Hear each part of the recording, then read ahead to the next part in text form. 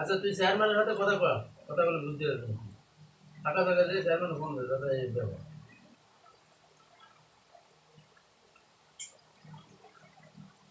রাখা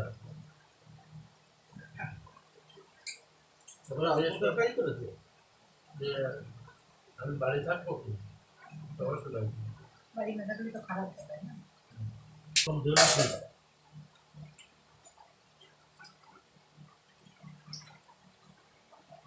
তো কার মনে করো ও কার মনে করো এটা তো বলবো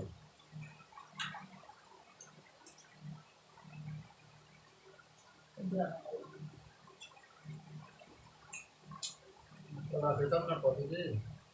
2 বছর বন্ধ করে দিতে তো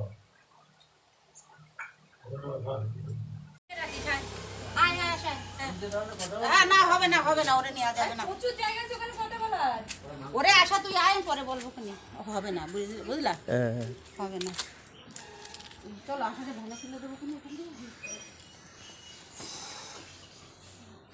খুচরো তোর কাছে 20 টাকা আছে না আমার কাছে 100 টাকা নেই জোর পায়ে হেঁটে যা দিয়ে ওখানকে দেন ও যাবে না এতে গিয়ে মানে যাবে না কেন সমস্যা আছে ভ্যানে ওটা আমার